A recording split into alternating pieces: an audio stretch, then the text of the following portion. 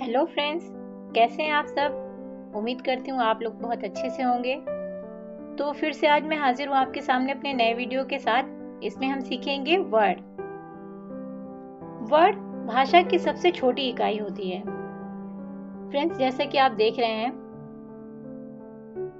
आपके स्क्रीन पे एक तितली और एक सेब है। तो जब हम बोल रहे हैं तितली और सेब, तो जो हमारे मुंह से आवाजें निकल रही हैं, जो ध्वनियां निकल रही हैं, इन्हें ही हम वर्ड कहते हैं। जैसे आप देख रहे हैं स्क्रीन पे तितली और सेब, तो ये शब्द तितली और शब्द सेब, इनमें कई वर्ड हैं।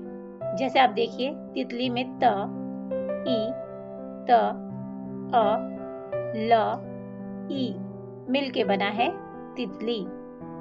सेब में स, ए, ब, अ मिलके बना है सेब।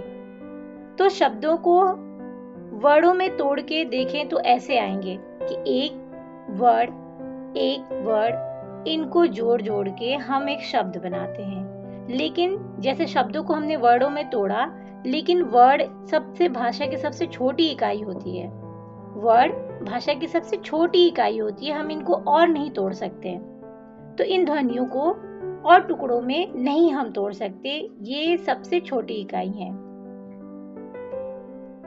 अब देखेंगे, क्रम से दिए हुए वर्डों के समूह को वर्णमाला कहते हैं, या इंग्लिश में जैसे हम पढ़ते हैं ABCD, उसके क्रम को, उसके सीक्वेंस को हम कहते हैं अल्फाबेट।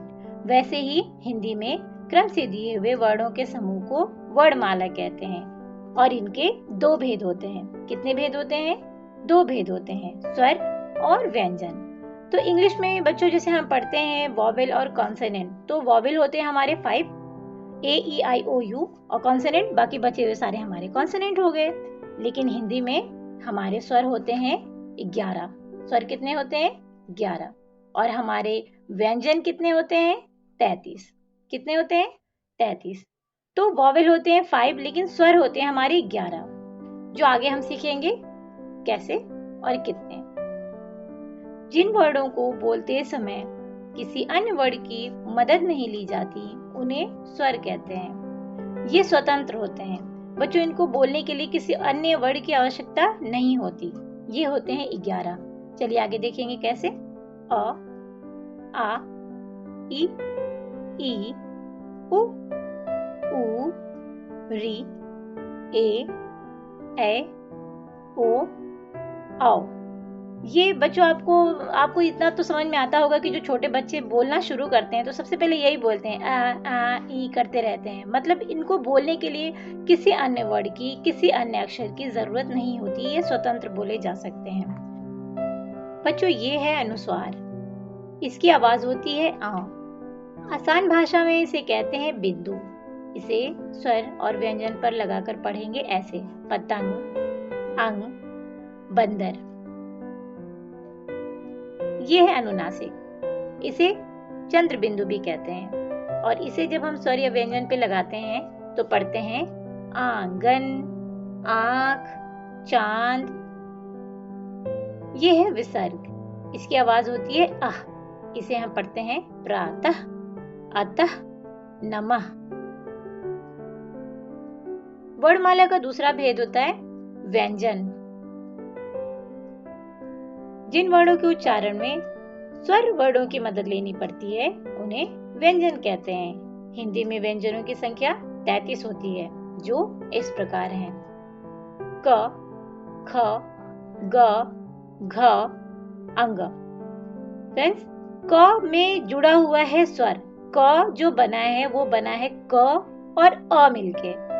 ख भी वैसे ही ख और अ मिलके बनता है ख। अगर हमने इसमें अ नहीं जोड़ा, हमने सिर्फ ख लिखा, तो वो आधा ख पढ़ा जाएगा और उसके नीचे एक हल्का चिन्ह लगाते हैं। तो ये अगर हमने पूरा लिखना है क, तो इसमें हमें समझ लेना है कि इसमें जुड़ा हुआ है क, अ, तो बना क। ख, अ मिलके बना ख। ग, घ, अंग।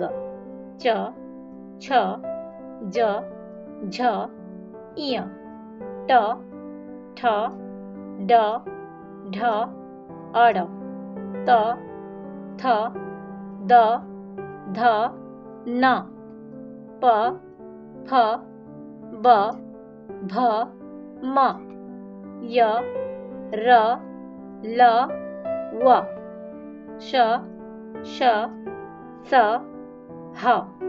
अब फ्रेंड्स आप इसमें सोच रहे होंगे इसमें त्र नहीं है, ज्ञ नहीं है। वो इसलिए नहीं है कि वो व्यंजन नहीं, वो संयुक्त व्यंजन होता है। उसके बारे में हम सीखेंगे अगले वीडियो में।